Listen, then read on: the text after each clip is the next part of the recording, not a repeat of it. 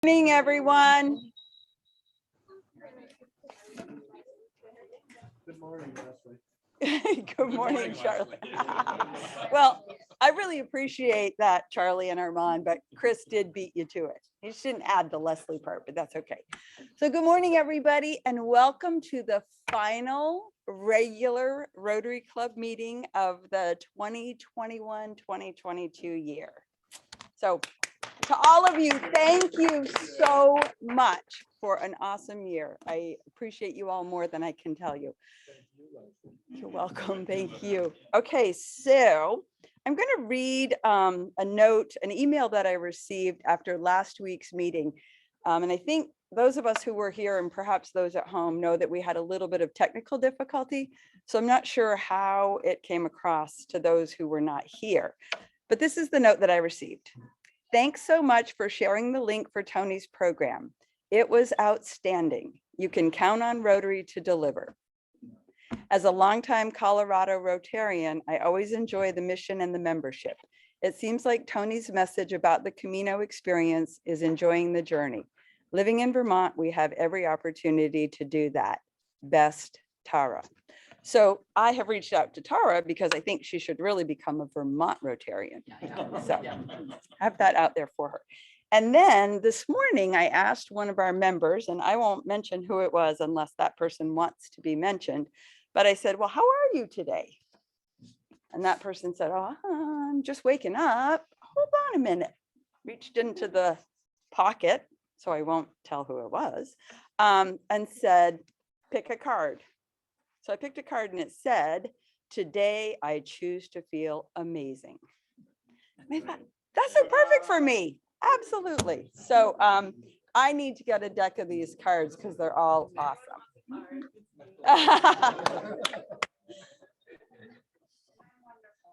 Awesome. Yes, you are. Okay. And so a quick announcement from me, and I want you all to think about this, and I'm going to ask again at the end of the meeting during announcements. We need a couple of people who would be willing to serve as our IT people occasionally so that Rick McGuire gets a break. So training is available. And so I want you to think about who might be interested in that. It just means getting here a little bit early and setting up the equipment, which is all very clearly spelled out. So that's one position. Is the laptop or whatever the device is here, not for personal? Well, we do have the church laptop. However, the USB ports on that are not. So someone needs a laptop. Thank you. It would be helpful to bring your own laptop. It also has to have an HDMI. Exactly. Needs to have an HDMI port as well. Phil, are you volunteering? Oh, and Charlie? Wow, awesome. Thanks, guys. Thank you, gentlemen. Okay. We could still take another one or two just to spread it out throughout the year if anyone's interested. And then we also are going to need help at the July 4th book sale. We need help on July 1st to select books that will be used for our literacy program. And then we also need help tearing down at the book sale. I don't have all of the specifics yet, but I will get those and send them out to people hopefully by the end of today. So I want you to just be thinking about that so that at the end of the meeting, I can reach out and have a list of names. So Sally? Yeah, I just have a couple of announcements. Which between here and there I'll forget. So let me look at my piece of paper. So for those of you who are going to change over on next Thursday, you may remember that you're needing to pay $10 per person for the meal. Bring some $1 bills because we're also going to sell raffle tickets for a nice raffle item. And the second thing is, historically, we've had businesses who have given us money for sponsorships for the website. That hasn't happened in about 2 years. We would like you, if you have a business that would like some advertisement on our website, to consider being a website sponsor. That's it. That's all I have. Sally. And without further ado, Our speaker chair for this month is Charlie Magill, and I will let him introduce our speaker today. Good morning. The speaker this morning had the opportunity as a CVU student to go as an exchange student to England, where he studied at a public school and was introduced to the pleasures of beer. He came back and became an undergraduate at the University of Vermont, where he participated in Carver's Around the World in 80 Beers to learn of beer. He followed that up following his undergraduate degree by studying beer at the University of California at Davis for a short time. And then after getting his graduate degree at UVM, managed to attend the American Brewmaster Association's course to become a fully certified brewmaster, doing his internship at Vermont Pub and Brewery. He's one of the people that I really enjoy visiting with the most. My son, Stephen Magill.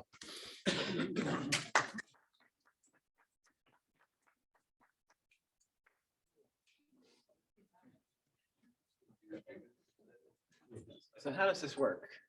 Just talk. Well, I have slides. Tell Rick. All right. You want me to start it? Yeah, please. I see the slides are here and I'm here, which is good. So you guys won't see me so much. So my dad asked me to talk about beer, which is a pretty wide open subject to talk about. And he said, well, what about it? He said, I don't know, anything you want. So today I decided to do a short history of Vermont's best known beer style. All right. Which would be the New England IPA. So next slide, please. All right, so I've already been introduced a little bit. In 1984, I graduated from CVU. I went with a buddy up to Canada. I was 18 at the time, which was the drinking age back then. We went to just across the border, bought a couple cases of brewer because everybody knew brewer was the beer to have. Brought it back with us. For whatever reason, between the time I got that case of brewer and I left for my exchange student program in England, I only drank about a third of it, probably because I didn't have a good way to keep it cold. And so I was like, oh, you can't drink beer that's not cold. And so I was like, oh, well, whatever. I just threw it in the back corner of my bedroom before I left for England and thinking, yeah, this is going to be awesome. When I get back from England, I'm going to have most of a case of brewer here for me. My very first night away was I was at an orientation program in New York City. I didn't know anybody else around. There was a copy of Esquire magazine sitting there. I picked it up. There was an article about beer. I said, oh, kind of cool. I'll read this. I read this article about beer. And one of the things it said in there was, beer is perishable. It must be drunk quickly. And I thought, oh no, I left that brewer in my room. Very first letter I got, remember getting letters? The very first letter I got from my parents when I was in England said, oh, and dad says, thank you for the brewer. Ever since that time, he has always acted like, oh, you left that brewer for me. But what he doesn't know is that I saw that and I thought, I'm so glad he found that, because now I know that by the time I came back from England, it wasn't going to be any good. So I'm glad he found that brewer and that he drank it and enjoyed it. I did apprenticeship with American Brewers Guild, Vermont Pub and Brewery. He mentioned all that. I forgot to put on here that I am, and probably most importantly, I work as a server at the Blackback Pub in Waterbury, which I believe has the finest beer list in the state of Vermont. It's certainly among the finest beer lists in the state of Vermont. And lastly, I am a certified Cicerone level 1 Cicerone. What is a Cicerone? A Cicerone is the beer equivalent to a sommelier. So I can help you find the beer that you're going to like. People come into the pub, they say, oh, I don't like beer. And I say, well, do you ever like beer? If they say, no, never, I say, okay, we have wine. But if they say, well, I liked beer when I was, say, in Prague, then I'm like, I can find the beer that you're going to like here. And just yesterday, I had a woman come in and say, I don't like any beer. I don't like any, I never drink anything. I don't drink wine or think anything. And I asked her a couple questions, gave her a little taste of a beer from Colorado called Crooked Stave, where they do a spontaneous fermentation. And she goes like, wow, this is actually really good. I could almost drink one of these. But so anyway, what is the Cicerone really? Next slide, please. It really means that I'm just a beer snob.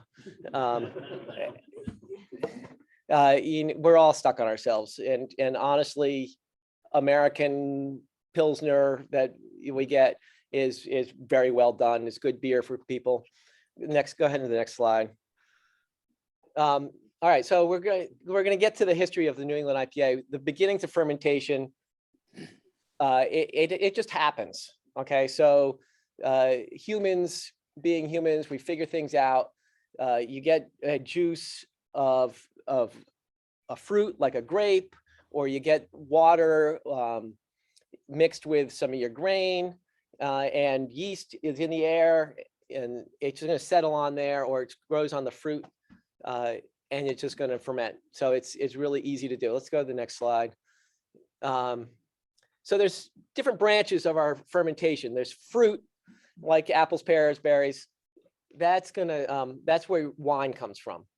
And then there's grains, which is barley is our biggest one that we use, but wheat, oats, rye, spelt, sorghum, all sorts of other grains that people try to use that work to make beer. So that's the difference between a wine and a beer. So hard cider is technically a wine because it's made from fruit, and anything made from grain is beer. Then there's other things you can ferment, and you get other things like honey or makes mead.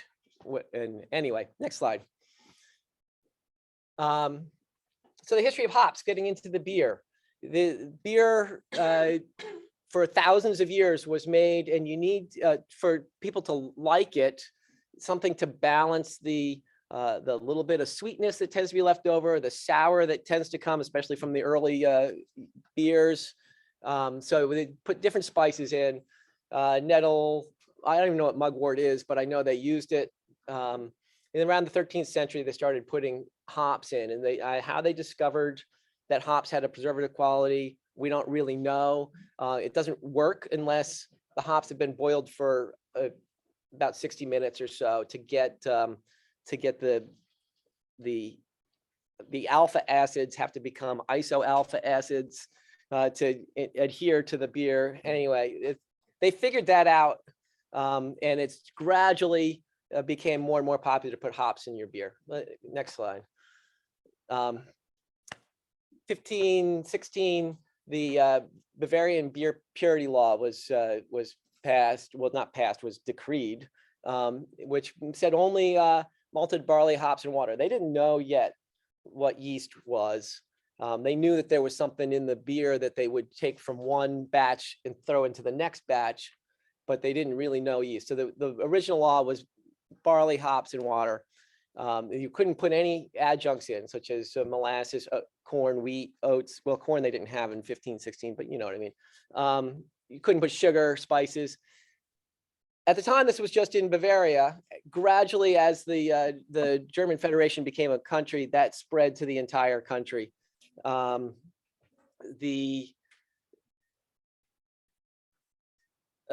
did make some exceptions as it spread across Germany, because there are some regions that traditionally would use wheat, especially like a Hefeweizen. If anybody's ever had a Hefeweizen, which is the original cloudy beer, because of the wheat. But generally, that law, and it's still in effect in Germany, you can only use those ingredients. They've added yeast they've discovered yeast, and that's good and bad. So it made for really good beer, made for requirements that your beer be really good. But what they lost was some of the opportunity to have different things. Fortunately for us, in the rest of the world, that law isn't in effect. So British beer is real common for them to use molasses or a little bit of sugar. In Belgian beer, they use a lot of sugar, especially the real high alcohol beers, and spices, coriander, orange peel, allspice. All those can go into beer and be pretty tasty. Next slide. 1810, the start of Oktoberfest. That is so it was a wedding celebration, and all these people came together and they all had a good time and they drank a lot of beer. The beer is brewed in the spring when it's cool, and it's saved over the summer. And this is relevant because saving the beer over the summer, they had to throw it into these caves that were cold. And the beer would stay in the caves all summer. And this was the beginning of lagering. Lager actually is German, means age.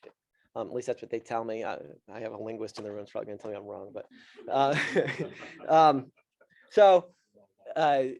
they're beers that have been saved for a while. And in October, they're like, all right, get all that beer out. We got to get it out because it's brewing season's coming and we're going to start making more beer. And the development of beer that had been aged in a cold cellar, or actually in a cave, it was important for the differentiation of beer styles. So next slide. So that they have now ale and lager. And people will tell you ale is a top fermenting and lager is bottom fermenting. What does that mean? Well, actually, none of it's true. Fermentation happens in the beer. It does not happen on top of the beer. It doesn't happen on the bottom of the beer. It happens in the middle of the beer. But what the ale yeast, and these are the yeast, these are ale yeast would be the older strains of yeast.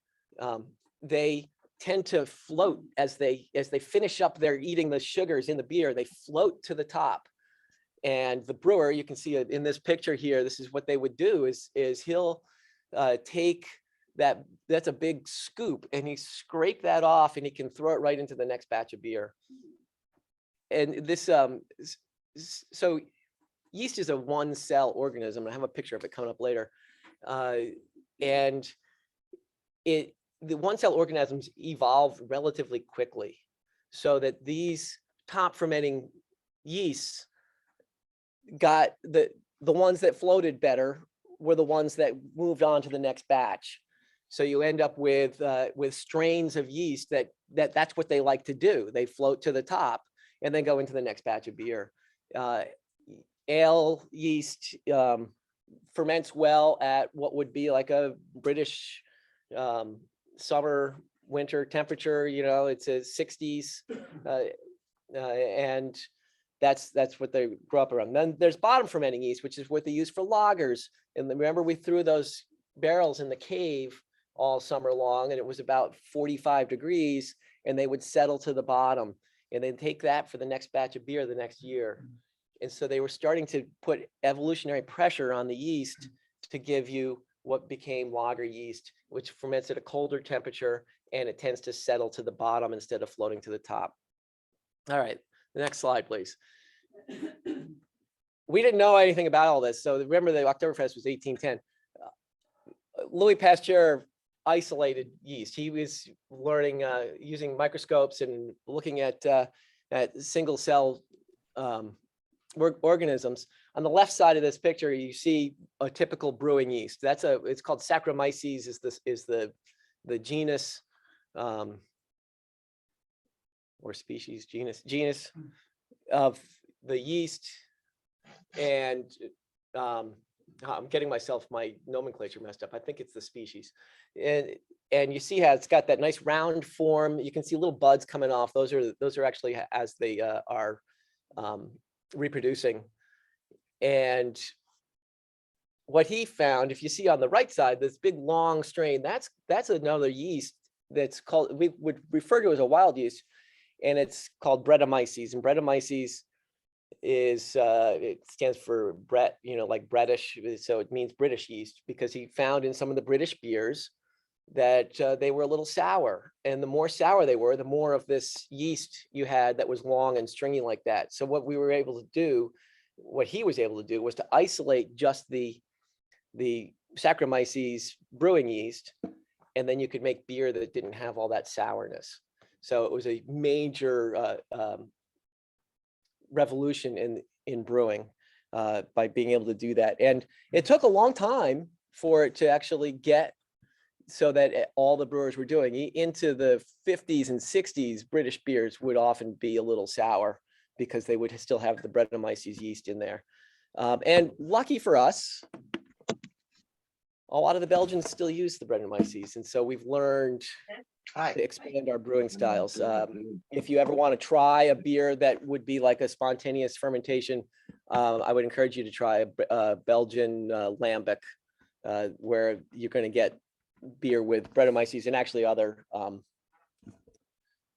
bacteria that comes into it, but you get some really interesting sourness. All right, the next slide.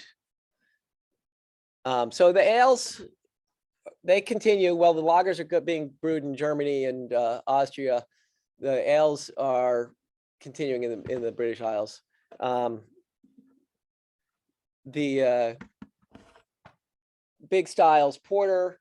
Porter is a black beer that was brewed in the 1700s, early 1800s, and to today. It became called that because there were apparently a lot of porters, which I guess they just carry stuff around. I don't really know.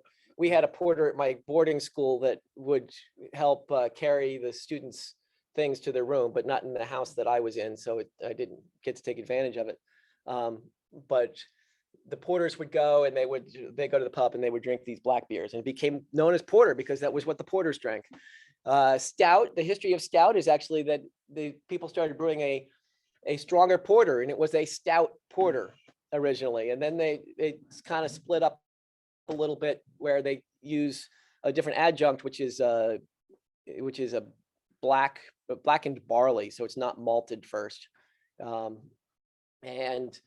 and that's now what we say the difference between porter and stout is. And I challenge anybody to actually taste the difference between a porter and stout and tell you that they're different. You can make a stout that tastes like a porter and a porter that tastes like a stout. Then there's the bitter or a pale ale. I threw this picture in of a Fuller's extra special bitter, which would be called a pale ale in the United Kingdom. When the American craft brewing scene started, that's what a pale ale looked like. I get very frustrated going to a pub and every beer is straw colored, looks like everybody's drinking Budweiser. That's the color of a pale ale right there. And I've said to a bartender, like, I thought this was a pale ale. Like, look how pale it is. I'm like, yeah, no, it's pale compared to a porter.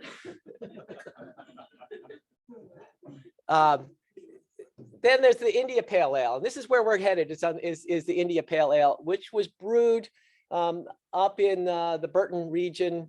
The reason they used Burton was because they had especially hard water that was good for this style of beer.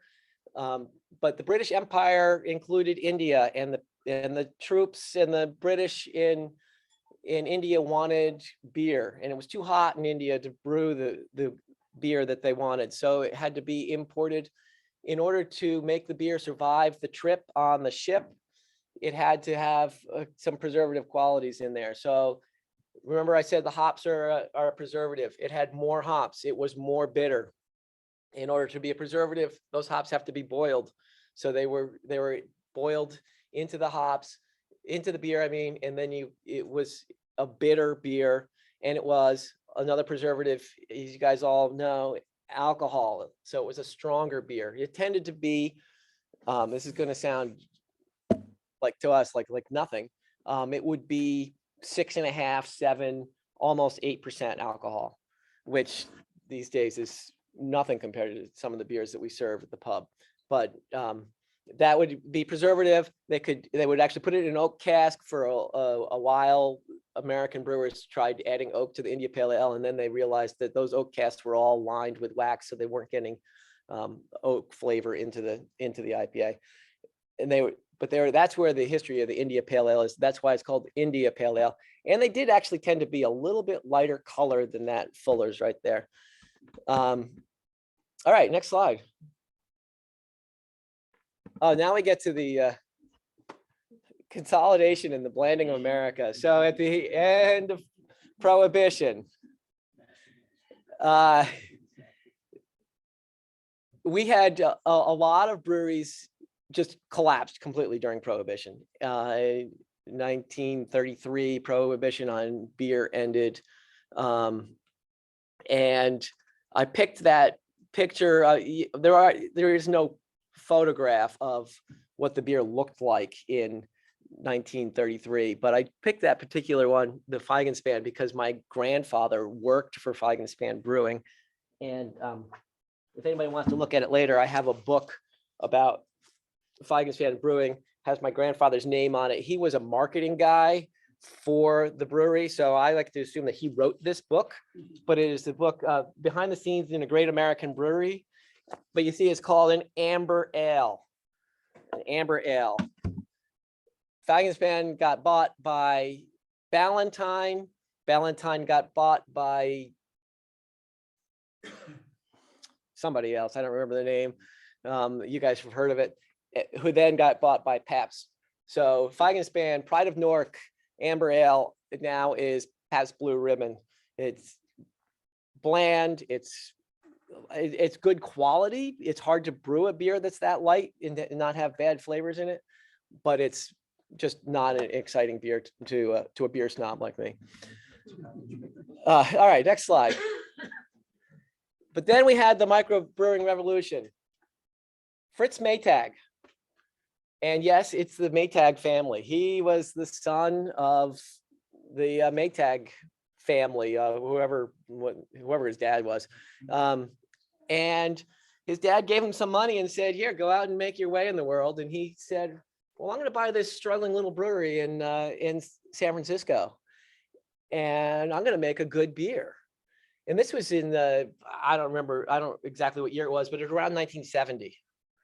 And so he bought this brewery called Anchor Brewing, and he developed a beer that he calls steam beer, which he wisely trademarked the word steam, so we can't call other beers steam beer. But the idea is that he uses a lager yeast and it ferments it at an ale temperature, so you get more malt flavor. It's just a flavorful beer. For a long time, it was the beer you could buy in the United States, and it was hard to find. Actually, what time is it? I'm doing okay. So I tell a little story of when I worked at Hannaford as a cashier. They had when we rang in beers, if somebody bought a single, you either rang it in as a domestic or an import, and it was 60 cents for a domestic and $1.50 for an import. And I said, this doesn't make sense. You guys don't know what you're talking about. You got to have premium and non-premium. And they're like, no, I'm not going to listen to you. So I said, okay, fine. And every day after work, I'd grab a bottle of Anchor Steam and I'd buy it for 60 cents. And the stuff sold for $8 a 6-pack. I was like, well, all right, if you're not going to listen to me, I'll take advantage. Anyway, so the next big name in the micro revolution, Michael Jackson. You guys all know Michael Jackson? Of course you do. He wrote the New World Guide to Beer. It's not the same Michael Jackson. He was the first great beer writer. He went around the world, tried all the beer styles. He saved many beer styles that were on the verge of extinction, but by writing about them, making people interested in them. You guys are welcome to look at this book afterwards. Charlie Papazian was a home brewer. I'm sure the brewers in the group have heard of him. The New Complete Joy of Home Brewing, he wrote that. It is, he started the American Homebrewers Association in the late 70s.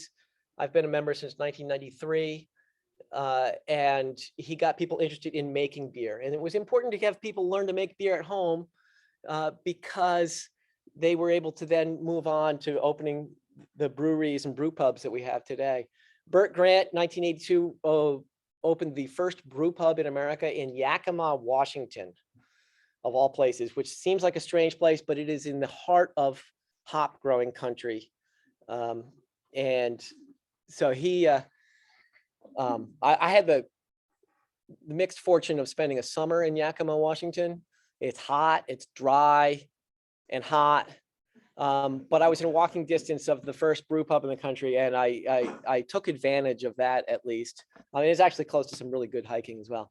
And then Greg Noonan, he also wrote the book, Brewing Lager Beer by Greg Noonan. He's a Vermonter that opened the first brew pub in Vermont. He worked with Bill Mayers, if you guys know him, to get the law changed in Vermont so that he was allowed to brew and serve on the same premises. 1988, he opened that brew pub. It's still in the same location. And that's, I was in college at the time. It took me several months actually before I got into the place. I'm embarrassed to say, should have been there the first week. And he passed away 10 years ago now, but the pub is still there. And that's where I did my apprenticeship. Next slide, please. And then there's John Kimmick. And John Kimmick went to Greg Noonan sometime in the early 90s and said, I want to learn to brew. I want a job here. And Greg said, well, I don't have a job brewing, but I can give you a job as a server at our other bar down in West Lebanon. So he went and worked down there as a server for a while. And then he got to know Greg, and finally Greg let him into the brewery. And then he spent a lot of time in the brewery as an apprentice under Greg. And then he opened his own place in Waterbury, which was called The Alchemist. And after the big flood that shut down everything in Waterbury, Irene, he fortunately was just building a brewery, a standalone brewery up on the hill in Waterbury Center. And a week after he got shut down at the brew pub, he was able to start selling this beer, Heady Topper. And if you look at that picture, if you buy a Heady Topper today, it will not look like this. But if you look at that picture, this is an early picture I took, and you can see all sorts of stuff floating in there. Brewers, that's not what we do, okay? We don't want our beer to be cloudy like that. We don't want things floating around in it. You can sort of see on the top there, it says drink from the can. The reason it says drink from the can is because he didn't want people to see what it looks like. Okay, it's not because it makes it so you can appreciate the beer more, because you actually can't smell the beer as well if you're drinking it from the can. And it does protect it from light, which you want to do, but you don't want to not be able to smell your beer. You want to drink your beer from a glass. Civilized people drink beer from a glass. So, but what happened was people discovered that they really liked this beer. Now, you guys may remember the craze there was for Heady Topper for a while when the production was limited. People would stand in line for hours to get this stuff. And if you were local and you knew that the place around the corner also had it, you could just go around the corner and buy a 4-pack and you didn't have to stand in line. But so anyway, he created this, and it's become very popular. So let's go to the next slide. So the people decided that they liked hazy IPA. I mean, hazy IPA is really our best-selling thing that we have right now. It's the best-selling craft beer style in America right now. It's called New England IPA is the name of the style, the official name of the style. And why is it the New England IPA? Well, our Department of Agriculture does a really good job of protecting the Vermont brand. You look at Vermont made syrup and they look at that and they're like, we are never going to let that happen again. And so they are always on the lookout for people or places or businesses that are trying to label things Vermont that are not Vermont. So some brewery, and unfortunately don't remember which one it was, down in Massachusetts, brewed a hazy IPA and they put it on the market as Vermont IPA. And the Department of Agriculture said, no, it's not made in Vermont. You cannot call it Vermont IPA. I believe that was a mistake, that this would have been the one time when it would have been a great idea to have something named for us. So it's now the New England IPA instead of a Vermont IPA. Next slide. So we have New England IPA. This is the style, okay? And look at that picture on the right is from Foam Brewing. They are in Burlington. right on Lake Street. It's on a nice summer day. You want to sit out by the lake and you have a beer. That is Vermont's best typical New England IPA. Lots of hop flavor. The flavor comes from flavor and aroma comes from late additions of the hops. The hops are put in late into the process. That means like the last 10 minutes, 5 minutes of the boil instead of the full 60 minutes. They have a really smooth, creamy mouthfeel. They are very low bitter. So you get done drinking it and you don't have that same, wow, why I can't even taste anything anymore because I have so much bitterness in the back of my mouth. You don't get that from a good New England IPA. And it's hazy. I mean, look at that beer. They're doing everything that brewers try not to do in order to make their beer look like that. But that's our New England IPA. I think I have one or two more slides. It looks like orange juice. It really does. Kind of next slide, please. Nope, was that the last one? All right. So so the way you make that low bitterness is you don't put very much hops in the boil for a long time. All the hops are at the end. Remember that hops have a preservative effect. So these beers, they don't last long. If you get them, drink them within a few weeks. They can get oxidized quickly. They can go wrong. But that's our New England IPA. That's our style that Vermont's known for. I guess I can open it up to questions. Gary. Why do you think Hetty Topper got such a acclaimed reputation? What made the distinction between, I'm not going to say the PBR, but Right. between that and a good You know, I've thought about this a lot and I've never known for sure. I do think that he got a lot of positive press because he opened just after the flood. marketing. Yeah. Well, yeah, and it's good marketing. I mean, any successful business has good marketing. Because I mean, not that I'm the aficionado or what is the word for the Cicerone? Cicerone at all. Snob is the word. I've had plenty of all kinds, and I find the Hetty Topper good, but I could never really differentiate why people would stand in line for 2 hours in the hot sun by a 4-pack. I just Well, the whole beer scene does this. People will go out of the way to try the next great thing that is, and it gets, you know, the internet does it, like hypes certain things. And if as a business person, you can get on that wave and get the internet to like be, then boom, everyone's going to support you. And it's great. It's great for my community that this has happened. John he still has the brewery in Waterbury Center. He's got another brewery in Stowe now. And it's bringing people into our community. And that's, in fact, my job in Waterbury is because he got the beer scene going in Waterbury, and Waterbury has become known as a place to go for good beer. And it's because of Hetty Topper. okay, that's what I Yeah. assumed that. But Yeah. I don't remember the name of the brewery, but there's one up in the Northeast Kingdom that's won like best in the world. And so we went up there one day and the mud nearly sunk into the mud. And when we got there were brewers from California, from Idaho, I mean, from everywhere, stand this long line. And when you finally got in, you could choose to try to taste like 2 or 3 of their beers. And so I looked around and, I mean, this was a farm initially. And the woman that was serving, I said, you know, I can just imagine this fellow's parents saying, you want to do what? And she laughed and she said, that was my son. She said, no, never mind, you want to go to college? No, I want to make beer. And here they are, you know, really isolated. But there were people from everywhere. Yeah, that's the Hill Farmstead Brewery. It's in Greensboro.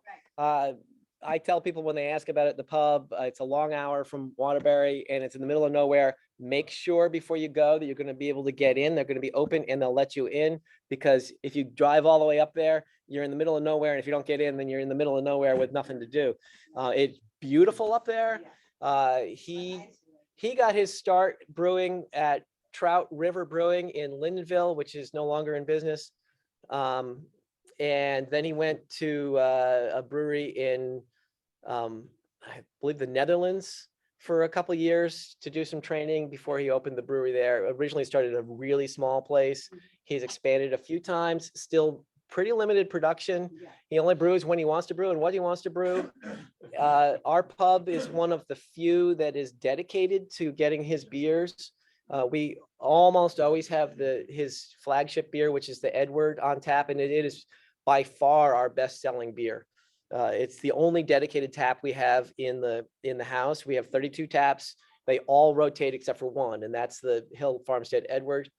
And we sell probably a quarter of the beer we sell. Well, less than that, but 15% of the beer we sell is the Edward. So she Yeah. could bring those little containers back. Okay.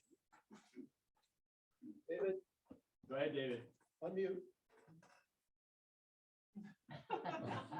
My God. Yeah. Dave Erickson, Maybe go if ahead you and unmute. Dave, can you hear me? Oh, yeah, I'm there. I'm here. Hey, not too long ago, somebody gave us a gift card for the Black Back Pub. And we've been there 2 times and it's now my favorite place in Waterbury. And we sat at the bar one time and I think if you are, behind the bar, you might have been one of the 2 guys that was running around trying to keep everybody happy. But I had a wonderful porter when I was there. But thank you for introducing me or explaining what the New England IPA is, because I've always had kind of a bias against IPAs because they seem to be so bitter. But I'd like to acquire a taste, so I will give New England IPA a chance.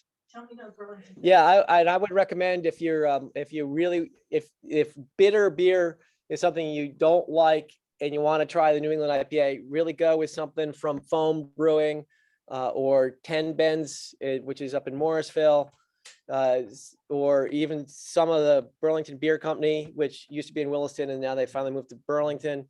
But go with some of those and stay away from, even though it's still called New England IPA, like River Roost, they tend to have a little bit more bitterness on the backside.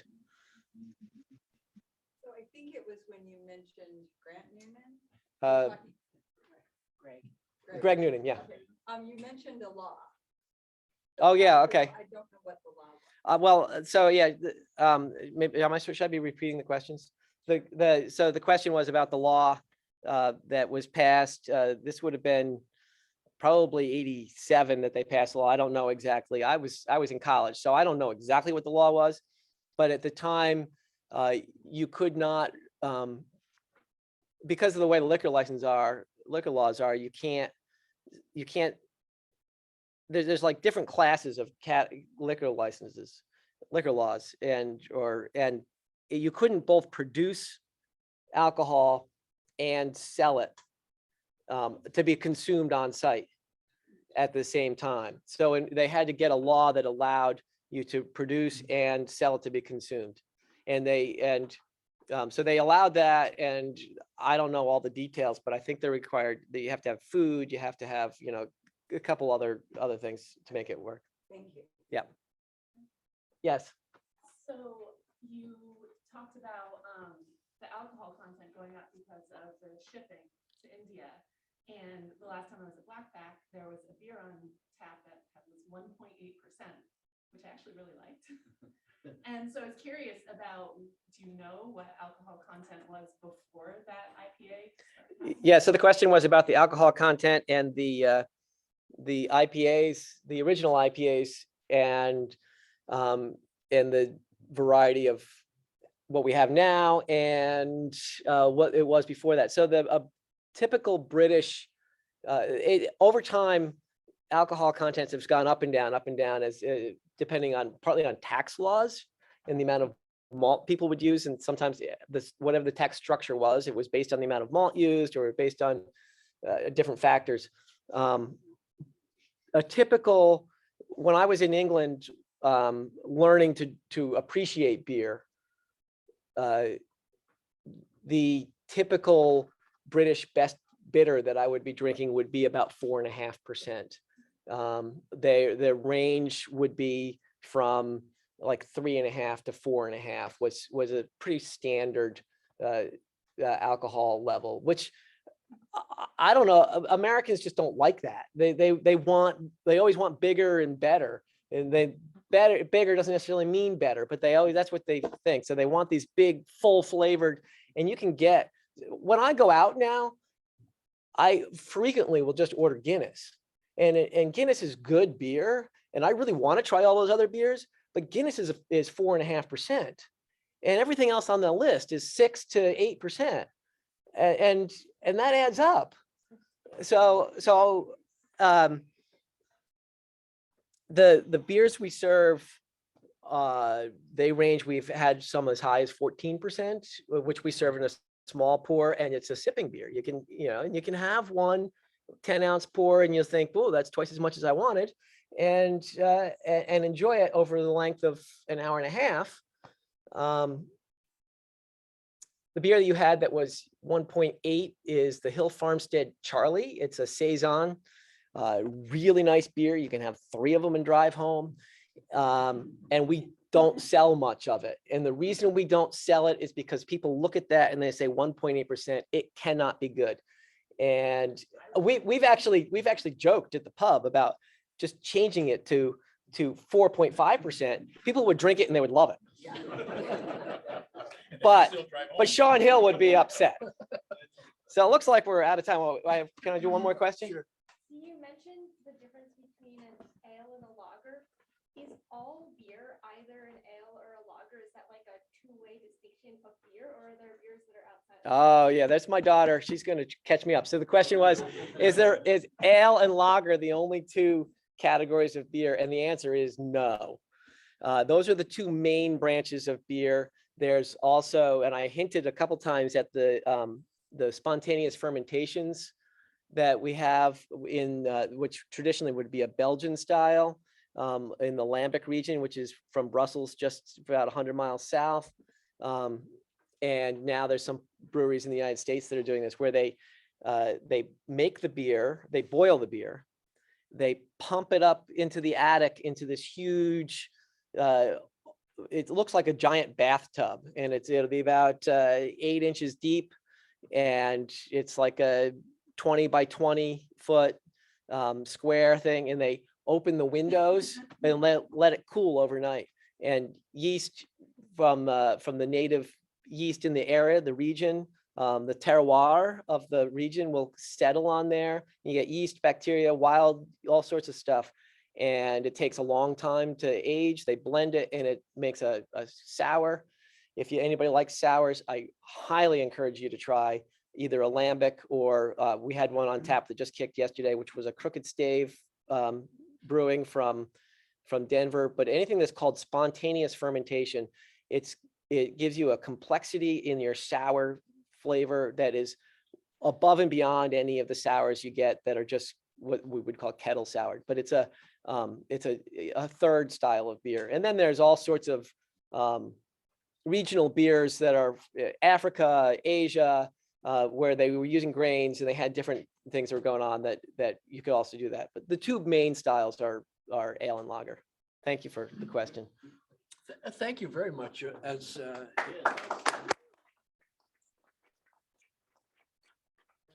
I thank you for your speaking to our club today. We will be making a donation in your name to the Williston Central School Mentoring Program.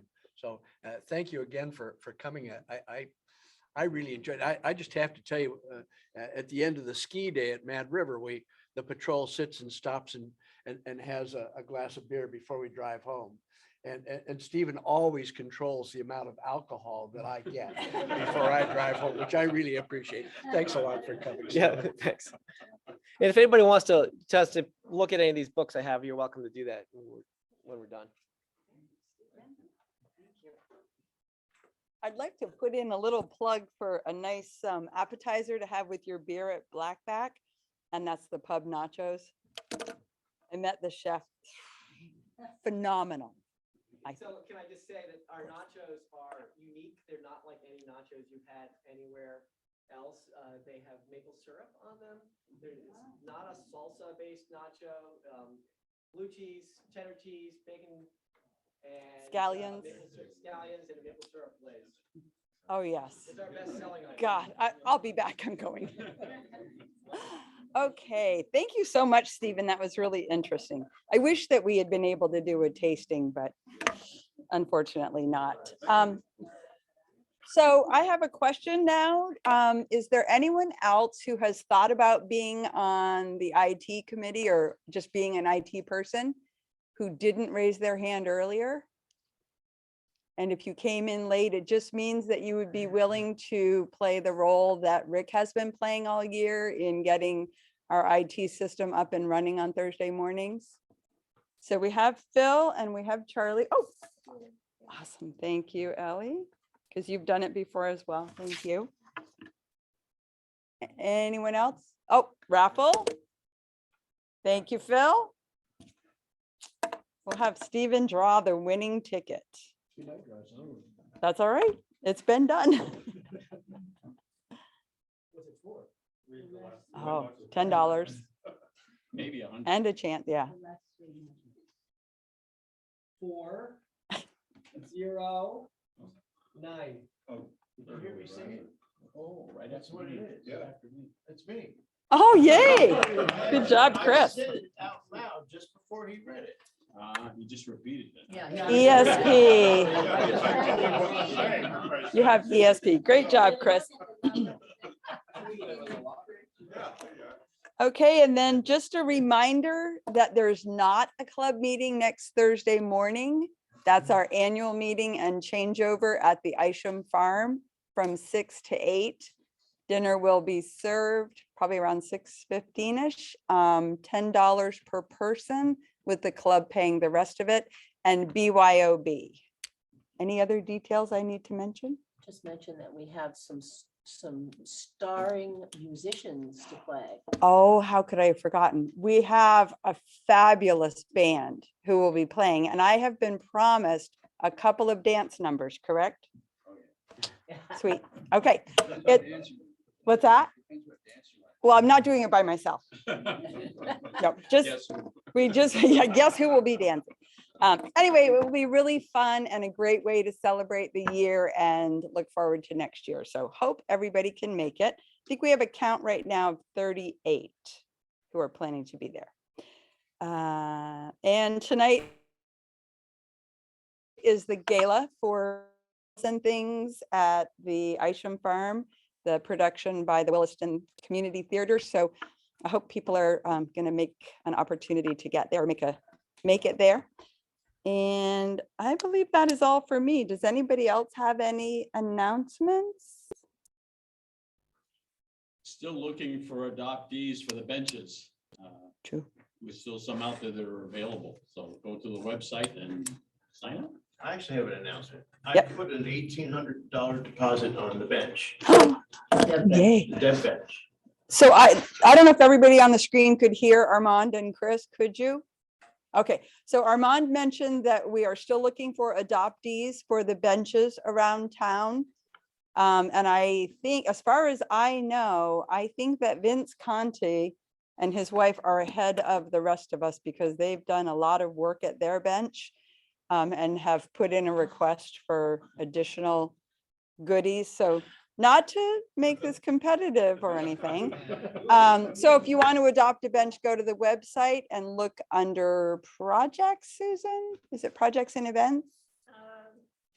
Member area. Yeah, it drops down. Okay. I can Member sign up. area, projects and causes, and then you'll see the adopt a bench. And then Chris was mentioning that he just put down an $1,800 deposit, the club, right? Not you personally. Okay.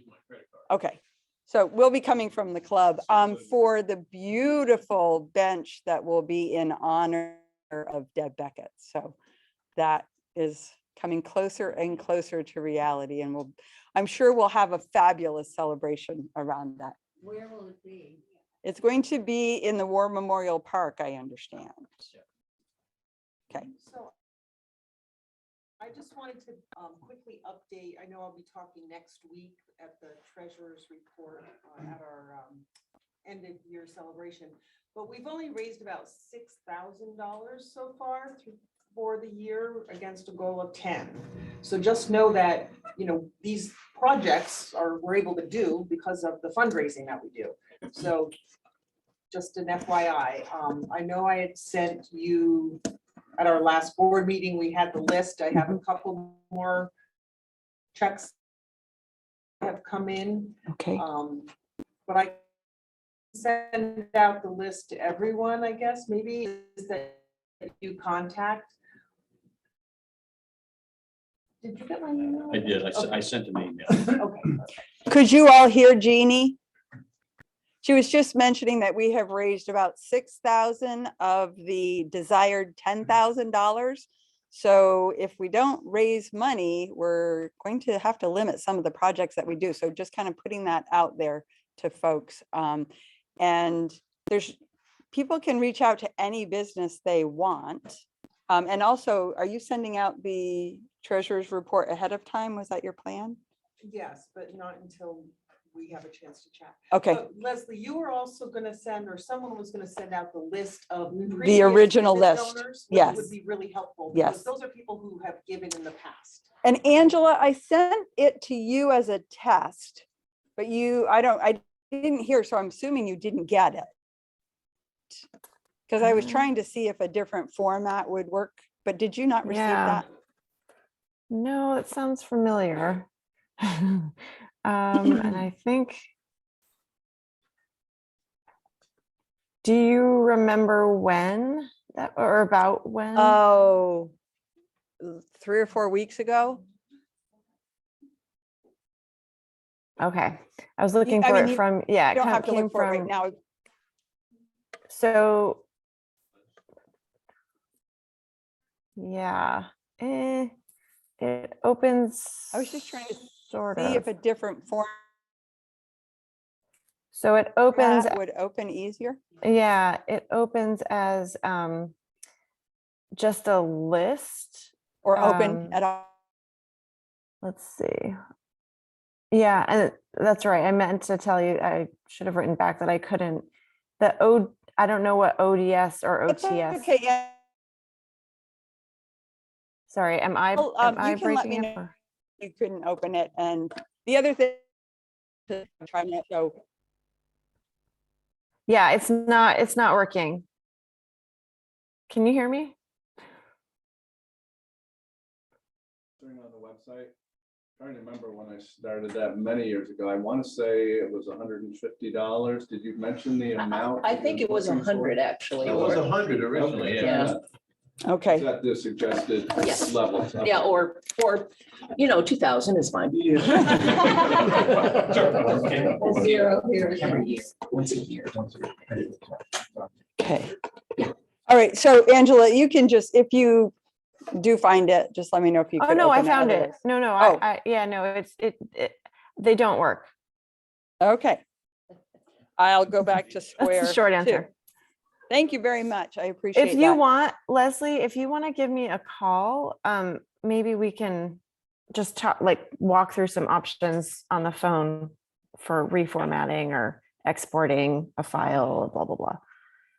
Okay. If that would Sounds help. good. Okay, thank you. Dave Erickson, did you have a question or do you just have your hand up from before?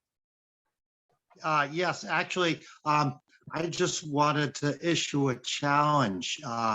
Karen and I would like to challenge any Red Sox and Yankee fans to match up to $500 that we will donate for the for our fundraiser. Awesome. How So, many Yankee fans do we have in the room? Two over there. Okay, thanks, Dave. You're welcome. Oh, and by the way, I did get a response from LL Bean, and I had talked to the general manager or the manager of the store, and she said, send me something and I'll send it to corporate. And I followed up and said, have you heard from corporate? And she sent me a link to someplace. So I'm going to still pursue something with LLB. I would love to get them to make a major contribution. So, but it may not happen until after the ski, the running race, but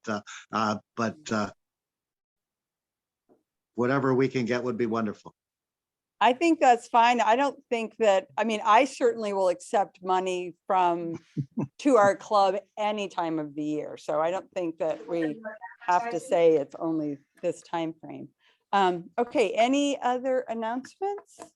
Jude? It's not an announcement, but I noticed that New Balance, which had a store over at Maple Creek Place, has apparently closed that and joined Lenny's. And that they're having a big open house, I guess this week.